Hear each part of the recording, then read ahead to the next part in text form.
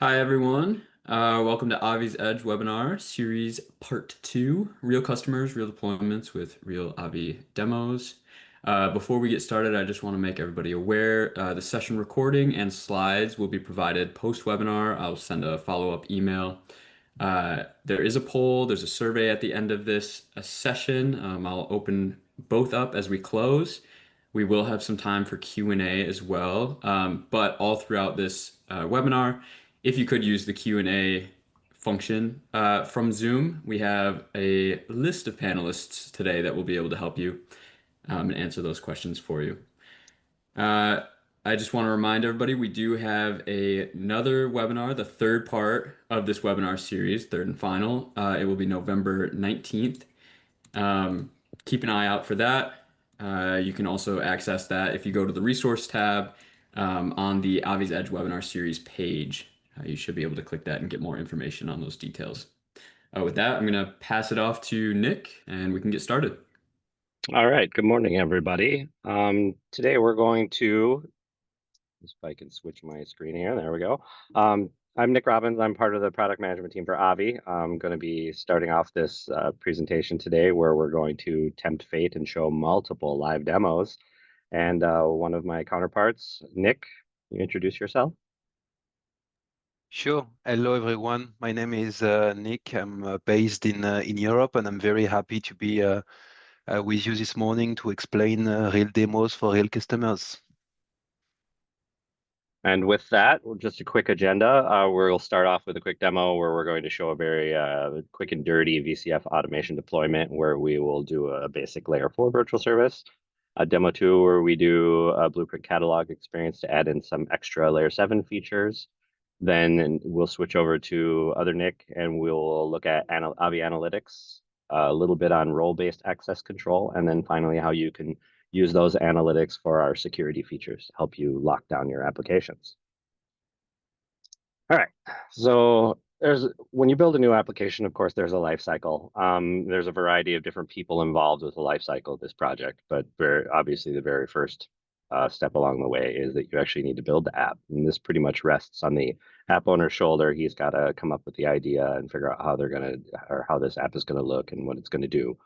And then after that, once it's basically functioning, you need to get with your infrastructure admins and kind of figure out how you're going to make it production ready. How is it going to withstand attacks? How is it going to perform? How can we repeatedly deploy this across multiple data centers or whatever, right?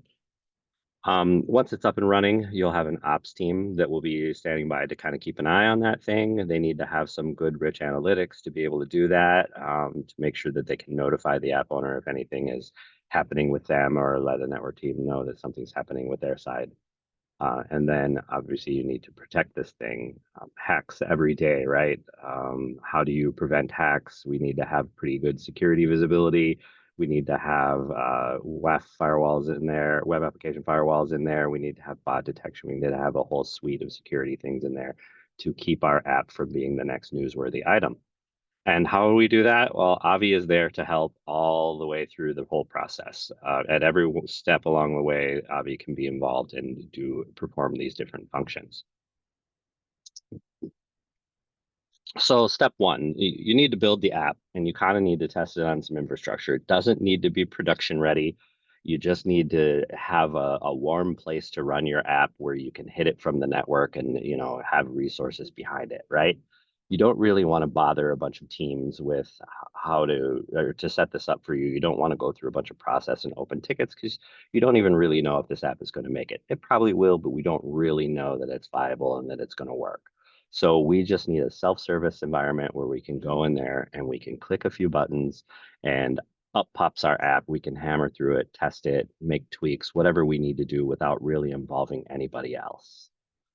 It's somewhat repeatable that we get this environment, but it's not like every single knob and bell and whistle is going to be clicked and switched to an auditor's content, right? It's just quick and dirty. So while I've got my application up, I want to be able to test it behind a load balancer. And my infrastructure team has given me a way to do this through VCF Automation. I have a self-service way of doing this. That's called our VM service So what I'll do in this next demo, this is very simple. It's going to just kind of show you how we can use this VM service wizard to deploy this application and where the load balancer comes into play. Of course, this is my Avi screen. This is the wrong screen. Let's flip over to the automation screen. Forgot to turn off my password manager. All right, so we're in this provider view. We need to go to our organization.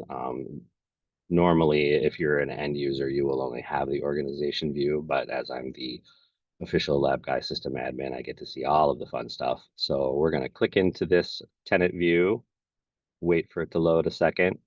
So we get a quick overview of what we're doing and just kind of a little utilization graph. We're going to go into build and deploy. And down here under our namespace that has been provided to us, we have virtual machine. And this is, we can see the virtual machines that have already been deployed. So we're going to create VM. We're just doing it from an OVF that we already have uploaded to our content library. It's automatically generated a name. We'll give it a different name. Maybe Edge Part 2, really long name, but it'll be easy to find.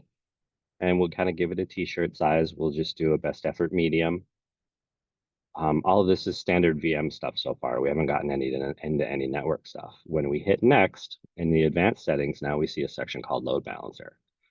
So when we click in here and hit new, so when a brand new VM comes up and we haven't really done much work, we know that there's probably one service running every time it's SSH, right? So we'll load balance to SSH for the purposes of this demo. Hit port 22, TCP, hit add. When we do this, it's going to generate a YAML over here, and these YAMLs should look pretty familiar. They look like Kubernetes YAMLs, right? So the underpinnings of VCF Automation is vSphere Supervisor, which is a Kubernetes orchestrator.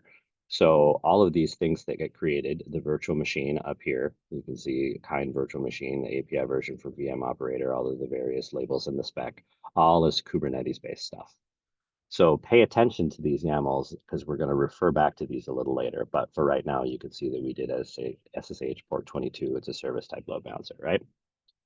All right, so further down in our VM deployment parts, we've got guest customization where we can actually make it do stuff when it's building. But importantly for this demo, we need to make sure that we enable the default user.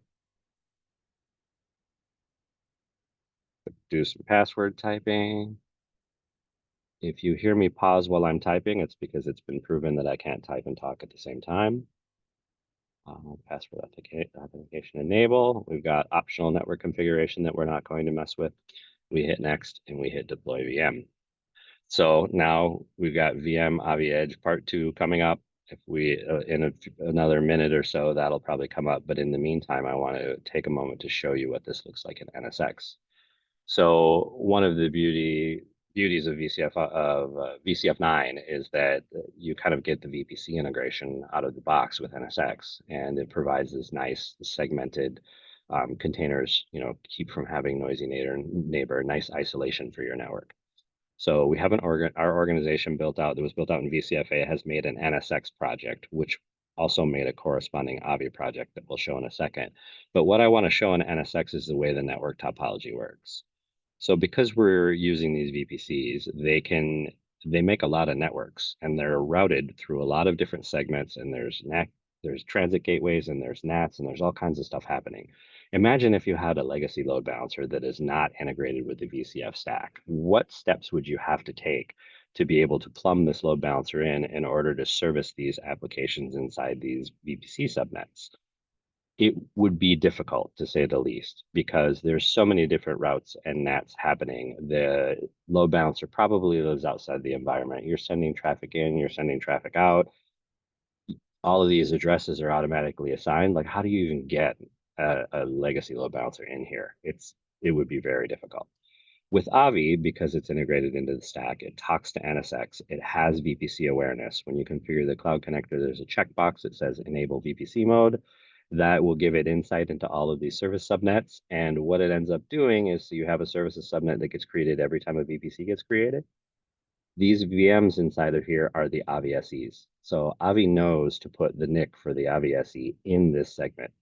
And once it's in here, then it's obviously very easy to route. It gets a dynamically assigned address. an IP from the public range will get assigned for the VIP, and all of the routing just kind of happens. You don't have to do anything with it. You don't have to know anything about it. It's just provided for you. So this is a huge advantage with Avi and VCF.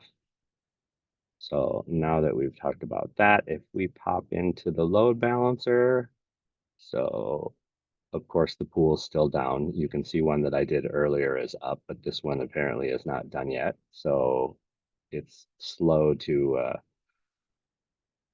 basically when these come up, they have to do apt-get installs and all kinds of things. So it takes a minute sometimes for them to come up. But in the meantime, we can continue on with the webinar and I can pop back in there and show that in a second. All right. So now that our app is up and running and works reasonably well, we want to kind of understand what that would look like in a production environment. We want to be able to let QA teams hit it or beta teams hit it or whatever, right? So what do we need to do that? We've probably got security teams and auditors and everything, like I mentioned before, and they're going to want to see logging in this application. Logging is also very useful for the app owner to understand that things like parameters are working correctly, or you're not getting the odd 404 or unauthorized error or something like that, right? So you need to have really good visibility and logging into that application. Certificates are a big discussion nowadays, especially with all of the talk around 47-day lifecycle certificates. How are you going to do that manually? It's impossible, right?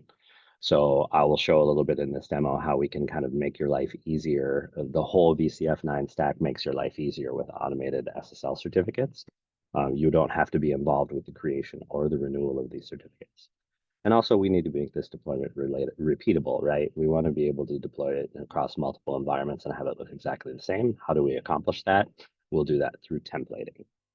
So this demo kind of breaks down into two parts. You've got a cloud admin who's going to be the infrastructure guy who needs to help build the blueprint. He's going to take the requirements from the app team and the security team and design the blueprint around that.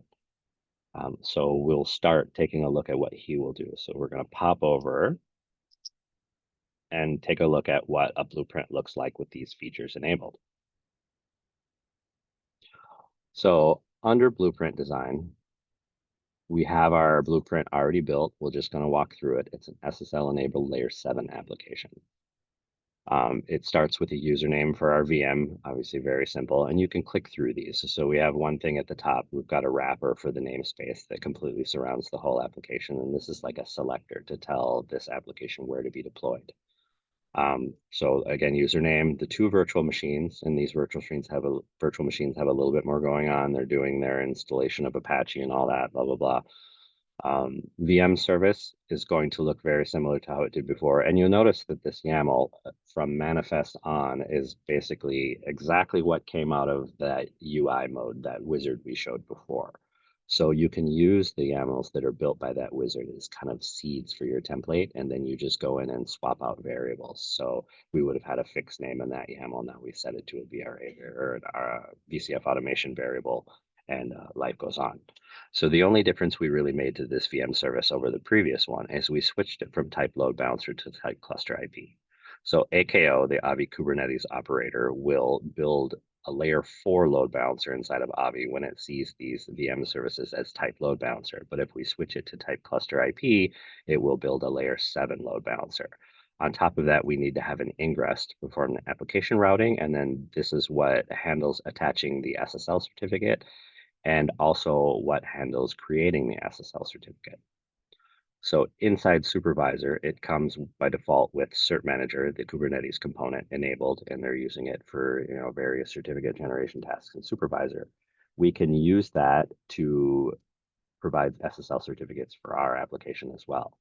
So I created an issuer inside of supervisor that points cert manager to HashiCorp Vault.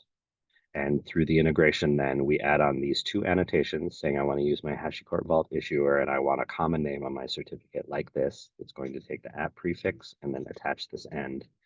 And then cert manager will go out to HashiCorp Vault. It will generate the certificate. The certificate will be built out as a secret inside of supervisor. And then AKO, that Avi Kubernetes operator, is going to take the secret and put that inside the Avi controller and attach it to the virtual service. All handled for you. Renewals will be handled for you. You need to have zero involvement in any of this certificate stuff. So it is a great solution for that 47-day certificate problem that we're all being faced with. So Now that we have a production-ready blueprint, what does that look like from an end user? So the app admin, the app admin needs a way to be able to do this self-service, but he needs to be able to meet all of these business and security requirements. So what does this look like now that the blueprint is made for him? Now we'll pop over and we'll show the catalog. So VCF Automation has a catalog. We've got our SSL enabled layer 7 application. If we hit request, this is an extremely simple form. I don't know if I could make it more simple than this. You could make it more complex, but we've gone with the simple one for the purposes of the demo. We'll just call this Avi Edge Part 2.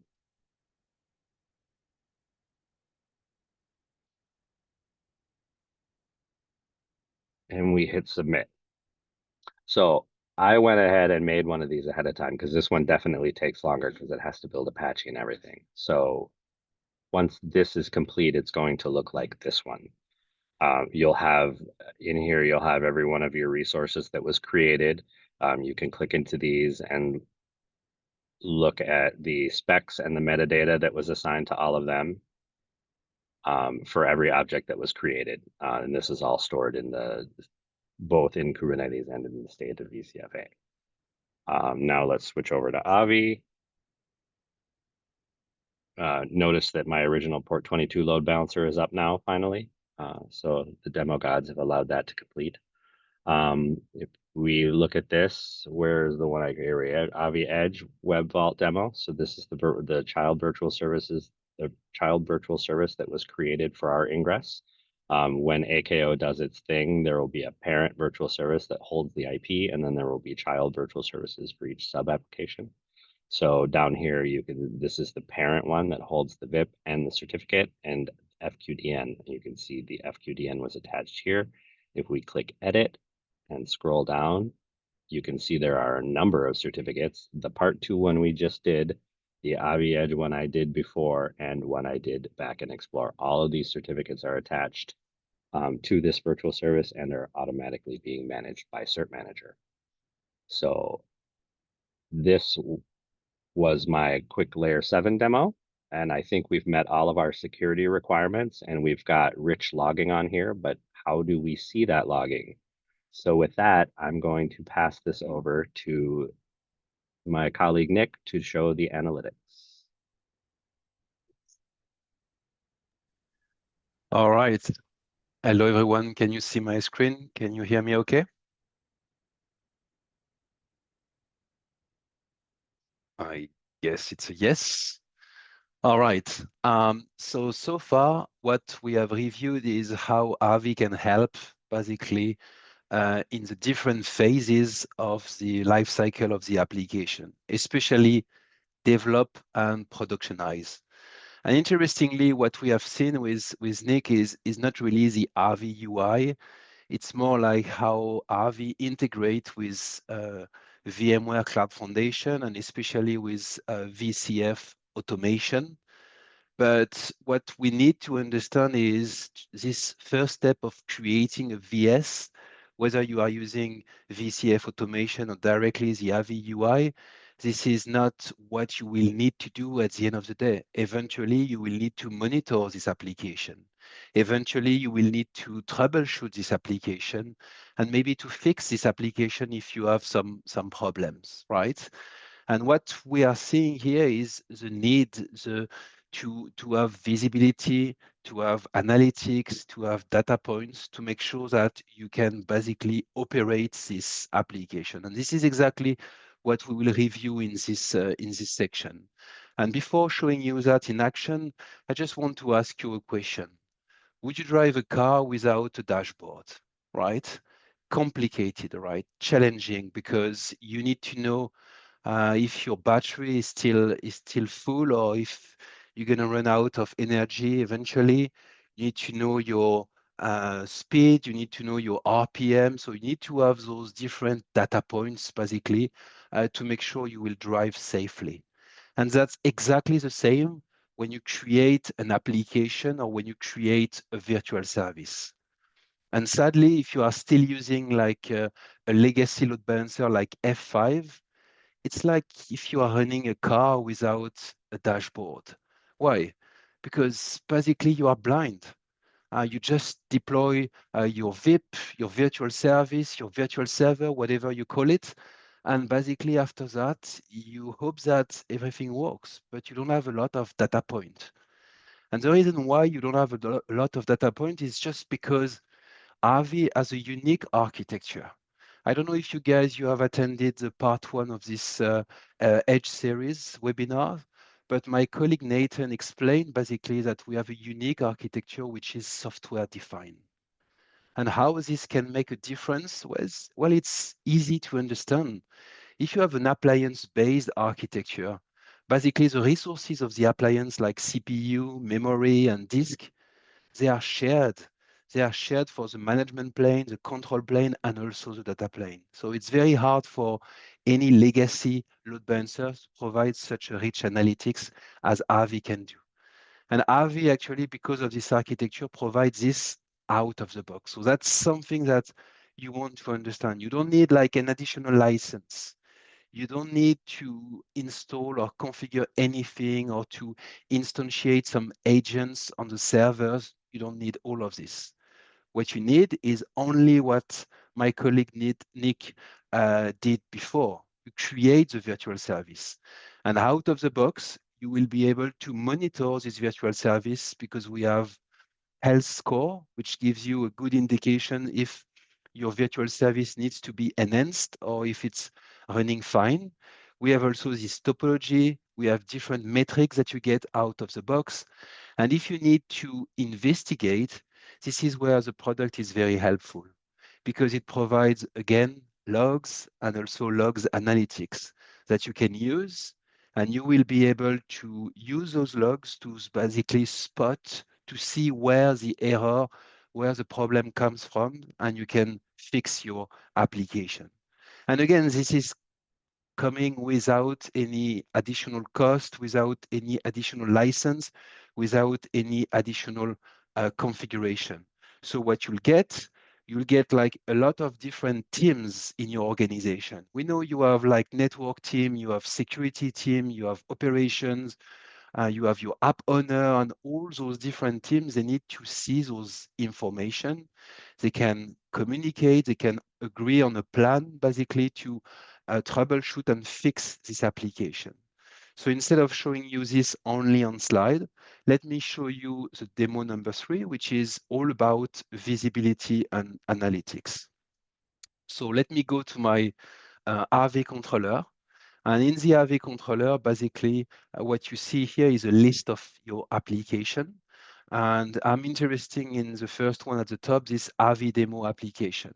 And basically, we'll review in this demonstration the 3 different options that you get, again, out of the box: topology tab, analytics tab, and logs tab that you can use if you have any issue, if you want to see what is happening here, right? So let's start by the topology. Well, again, you see exactly how this application has been configured. You have like the topology where basically you see that I have a virtual service. I have different pools because we are doing content switching here. And for each pool, I have pool members, which are basically physical servers. They can be VMs or they can be containers. But the good thing about this topology is I can mouse over the different circle of colors that I have here. And out of the box, I get some insight if my application works properly or not. So this health score basically is based on a performance score, as you can see, 73. And this performance score comes from 2 criteria. Criteria number 1 is basically how fast or how slow is my application. If your application is fast, you will get a high score. If your application is slow, you will get a low score here. And the second criteria to give you this performance score is about the errors. Maybe your application is generated like a lot of TCP resets or a lot of HTTP 403, 404. You understand, right? And when you get those errors, basically your performance decrease. We have also the resource penalty. This one is quite interesting, actually. In real time, we monitor all the components of your application. So those components, they are what? They are the service engine, the load balancers themselves, right? That you can see here at the bottom. They are the load balancers. We monitor also the servers. So for instance, if I click here and I check this server, you see it's red because this server is not responding. So we monitor all of that. It's not only about pinging, sending a health monitor to see if this server is responding, it's also monitoring the resources of this physical virtual machine or even container. So we will monitor the resources. And if something is lacking like CPU or memory or disk, you will get a resource penalty. The last one here is about anomaly. Anomaly is quite an interesting penalty because in Avi, again, out of the box, what we do is we record what is going to your application. So we know the request per second going to your application. We know the connection rate. We know what type of traffic is going to your application. We know that, let's say, for example, yesterday, you got like 10 gigs of traffic going to this application. And today, you have only 1 meg. So something is wrong here. So we will compare basically what we had in the past with what we have now. And if we see like a big difference, we will definitely increase this anomaly penalty here. So at the end of the day, you have this health score. And basically the consideration is here is to make sure that if you have something around like 60, 65, that's not too bad. But if you have something lower, of course, you will need to try to start to troubleshoot and to investigate to see what is happening here. And to investigate, again, you have those different circle of color where you can just mouse over and you see, for instance, that in this application, this server is down and I will need to fix this eventually. So that's the topology, right? Again, out of the box, you have nothing to configure. Same for analytics. You create this virtual service as my colleague did in the beginning of this webinar, and out of the box, you get this end-to-end timing, right? So this end-to-end timing is what? It's basically the aggregation of the client RTT with the server RTT combined with the app response time and the data transfer. So at the end of the day, what we are just monitoring here, and it's quite important, is how fast or how slow is your application. And you can see that out of the box again, right? And right now, as you can see, and we'll return on this later, but you can see that there is a peak of latency where I am, 3 p.m. to 4 p.m. You see that before it was about like 72 milliseconds of latency, and just during this hour, we went up to 134 milliseconds. So something went well. So how we'll be able to troubleshoot this further and to narrow down where my problem is coming from? Well, actually, if you have a legacy load balancer, again, it's going to be challenging. You're going to spend hours on TCP dumps and trying to understand and to capture files and to analyze those files and to spend a lot of time. So the damage will be on your organization because you know what will happen if your application is slow? People will go to the competition. And if you have a legacy load balancer, you don't have this end-to-end timing out of the box. You get this throughput, but do you see anything on this throughput here? Nothing. Everything is fine. So you need to have this end-to-end timing. Same for the open connection, same for the connection rates, same for the request rate. You don't see anything particular. But in the end-to-end timing, you see that something is wrong here. So what you will do to continue your troubleshooting, you will use the logs. And again, this comes out of the box. You don't need to configure anything. As soon as you create your virtual service, you will get the logs. And you can see at the top here, you have two categories, non-significant logs and significant logs. So what are those two categories? Well, basically, significant logs is like my application received a request and this request went. Maybe it was like an HTTP 404. Maybe this request was super slow. Maybe it was a TCP reset or even something else, but my RV controller knows that something went wrong. So he classified, he used this significant category for this request. So out of the box, you see what is wrong with this application, right? The problem is, the problem here is that you have like 35,000 logs. So there is no point for you to check them individually. Just want to show you one, just to show you what we are providing in terms of logs. So you see that for one specific request, you see the information related to the client, where this client is coming from, what type of operating system this guy is using, what is his IP, and then you get what virtual service IP, what VIP basically was using. You get which service engine, which is the name of our load balancer here, which load balancer we were using here, and which server we were using to serve an answer for this application, right? And more importantly, at the top, you understand why basically this request has been classified as a significant log, just because the response time was too high. So you get the explanation, right? So now the question is, if I go back to my analytics end-to-end timing here, how can I troubleshoot what happened today between 3 p.m. my time again and 4 p.m.? Well, you go to the logs, and again, you will not check basically all the logs. You just need to select the appropriate interval of time to check here. So the past 6 hours, it's fine for me. And you can leverage what we call the logs analytics, right? So you can check here and you can ask the question, maybe it's some client coming from a specific location or countries. Maybe we have some issue here. It's not obvious. Most of the requests are coming from the US, but you see also requests coming from other countries, right? Maybe you are thinking, oh, it's maybe a browser issue. So if you are using Safari or something like this, that will not work. Well, again, it's not obvious. And if you check basically here, you see all the different significant logs. So maybe what I want to start first is to filter here and to say, hey, I want to use, let's say, my app response time higher than 99 milliseconds. Then I will filter the significant logs with this criteria. And now I can narrow down on what is happening here.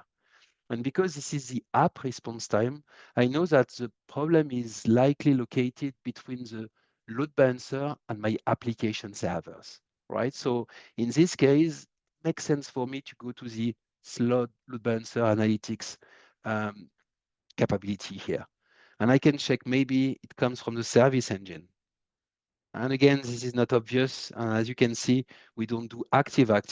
We don't do active standby. Sorry, we do active. Right? It's just a side note here.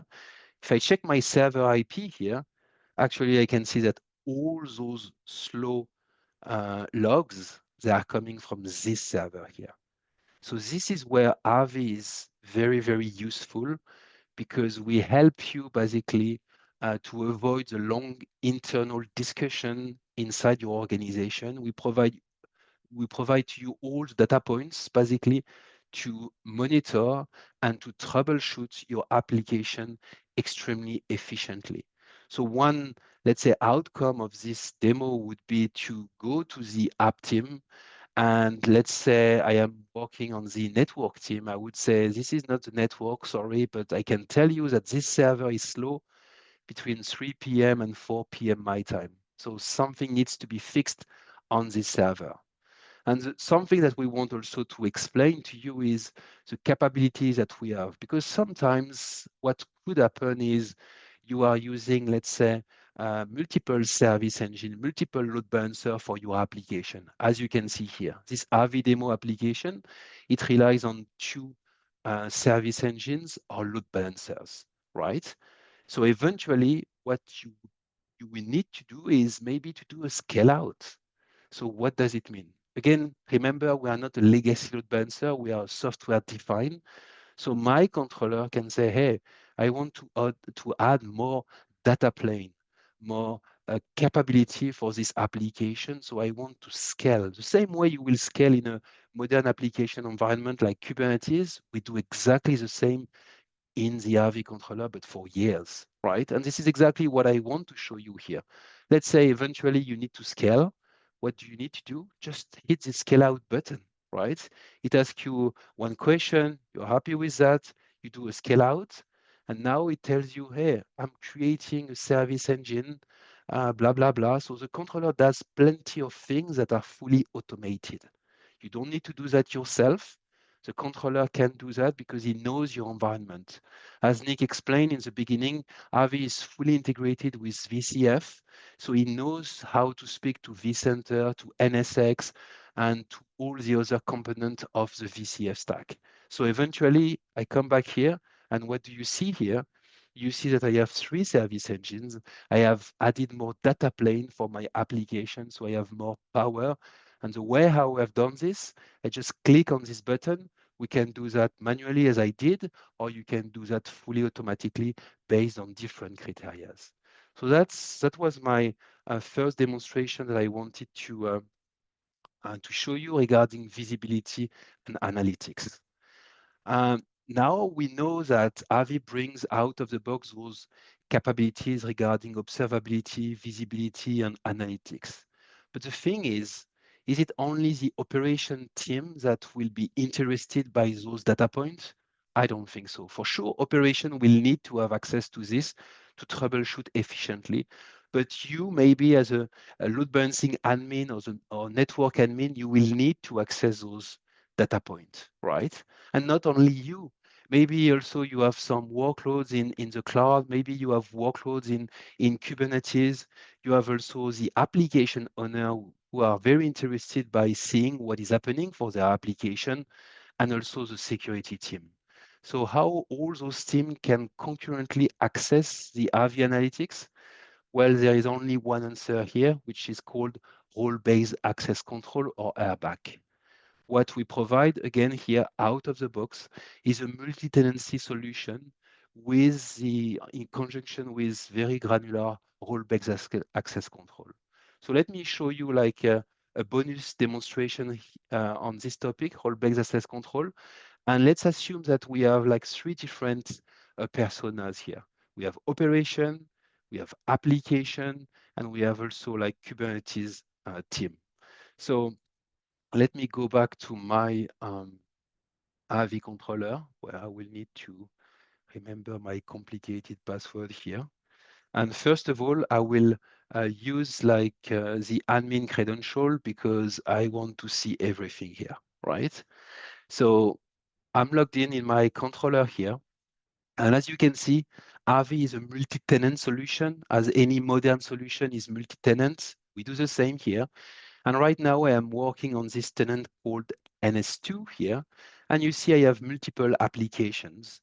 I have some applications that have names that are pretty obvious: Blue 1, Blue 2, Blue 3, Blue 4. So this is my Blue application. And I have also applications, let's be honest, which are a little bit complicated to understand the name, right? We'll review that later. Now, let's assume that I am the app owner for those Blue applications. Okay, how can I see only my application and not the application of my Kubernetes friends? Well, what you will need to do is just to make sure that when you create an application, I can show you the configuration here. We have some capability basically to add a tag here. You see here, I have added a tag. The key is app, and the value of this specific tag is blue, right? So now, because of this tag, I will just log out here, and I will use this blue user here. And now you will see that I can see only the application that I am taking care of, right? Only the blue application. So now I can go on my application, but interestingly, I cannot edit because I don't have the privilege to do that. But most importantly, I can see my analytics. I don't have any traffic here, so it's not very interested, but I can see the analytics, the logs, and all the things that I've showed you just before. Now, if I switch to my kind of Kubernetes application or app persona, I would say, I just need to sign out here. And I just need to remember my username for this Kubernetes guy here, which should be this value here. I will log in here.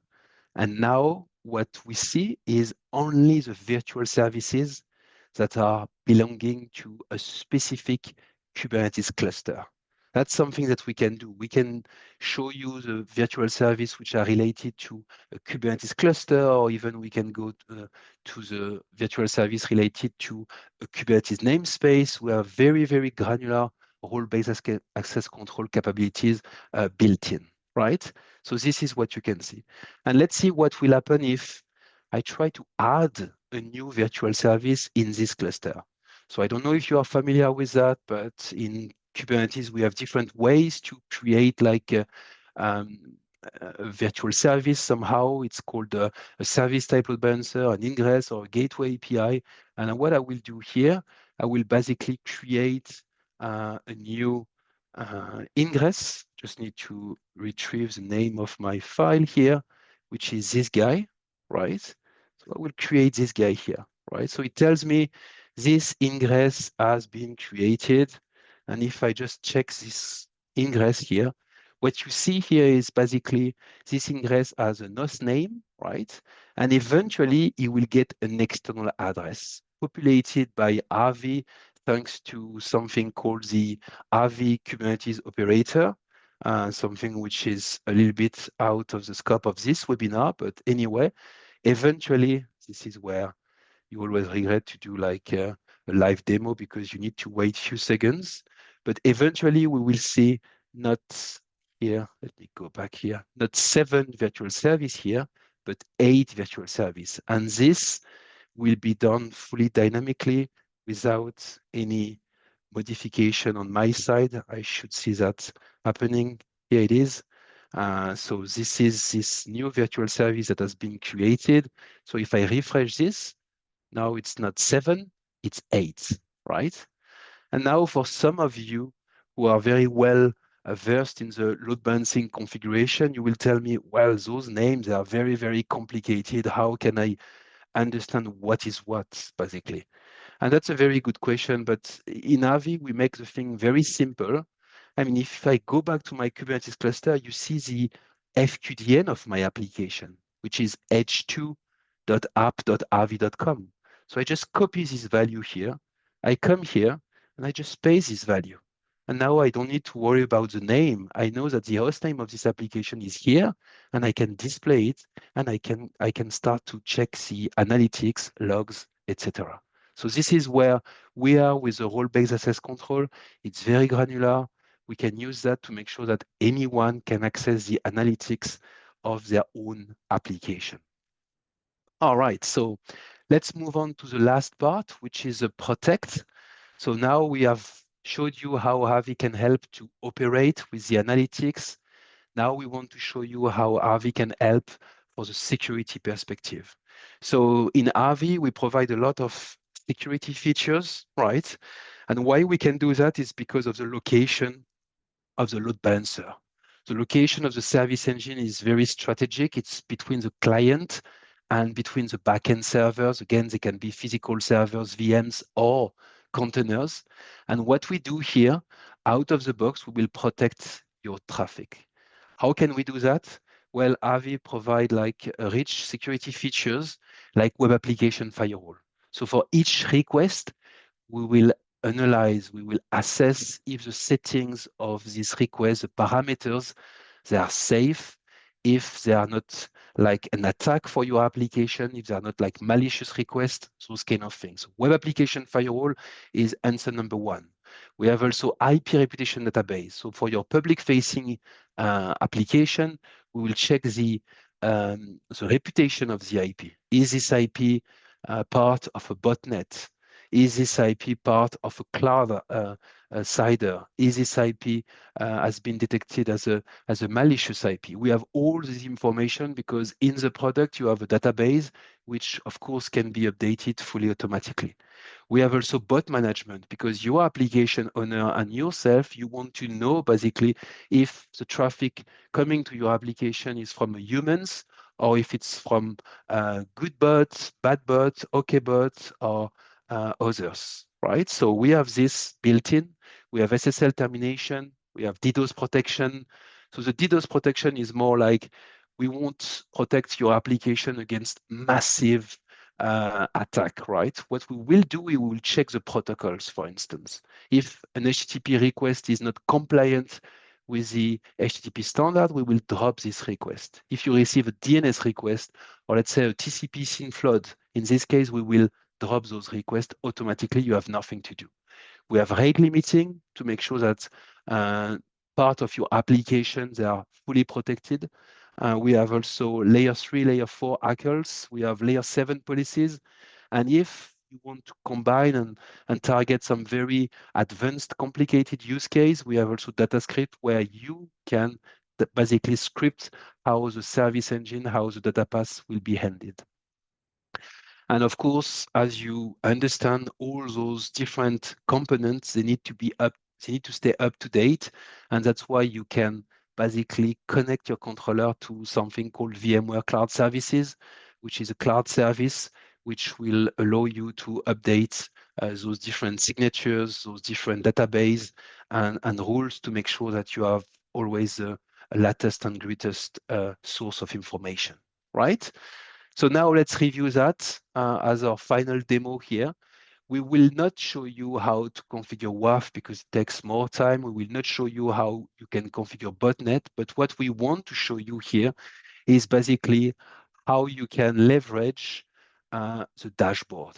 Remember my analogy at the beginning, if you don't have any dashboard, well, you cannot drive a car. It's the same for all those aspects. Basically, you need a dashboard.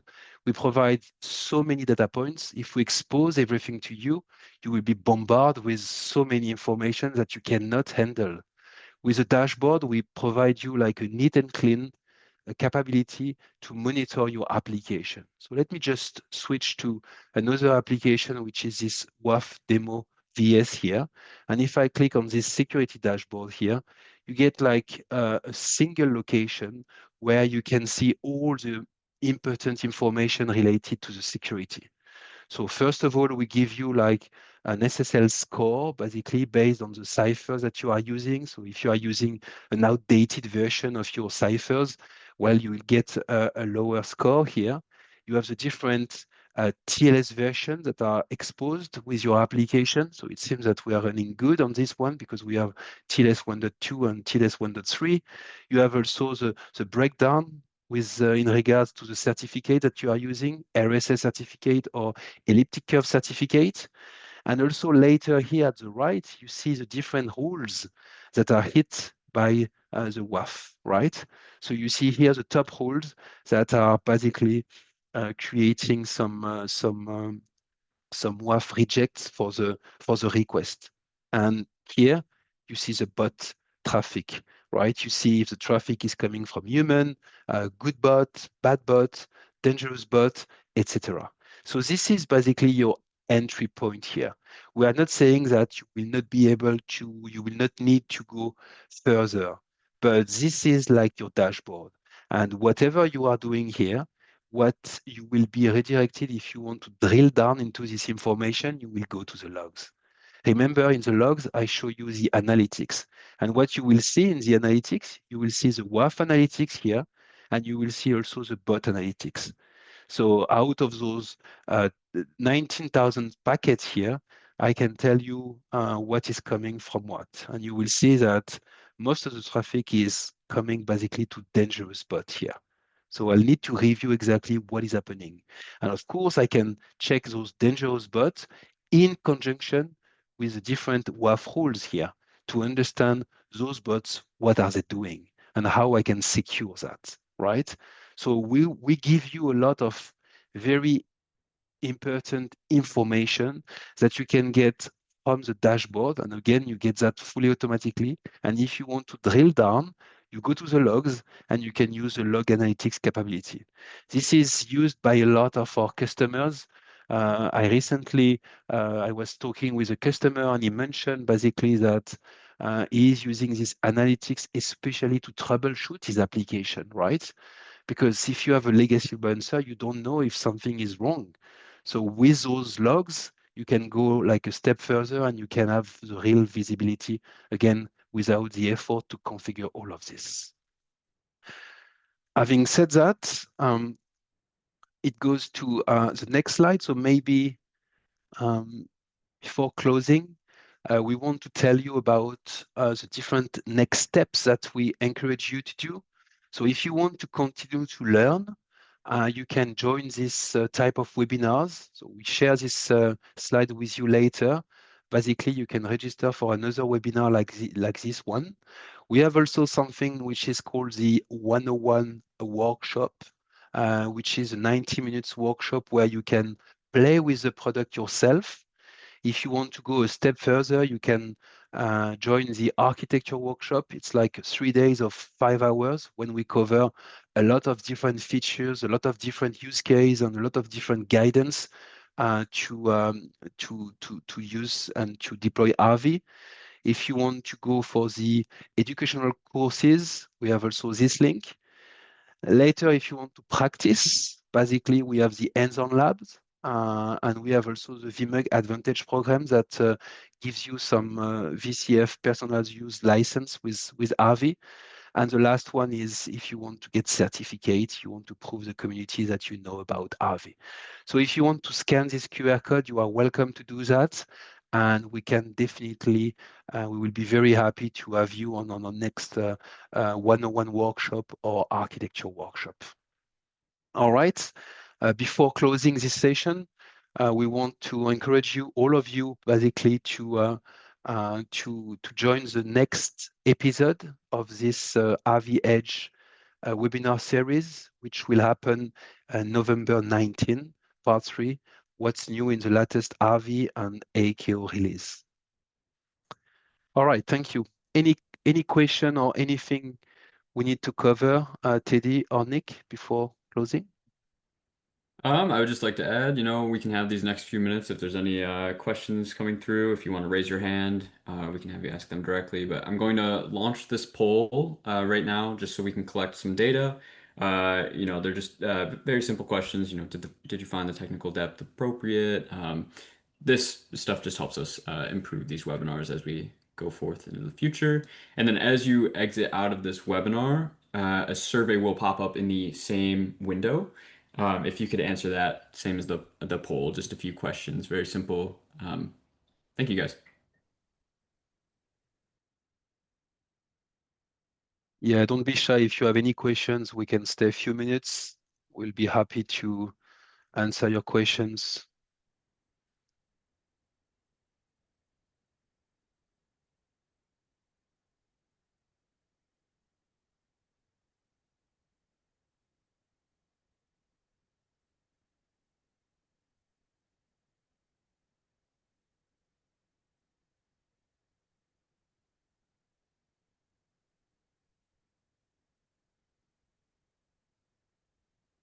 That's a quiet group. We thoroughly covered everything. I'm gonna go ahead and end recording.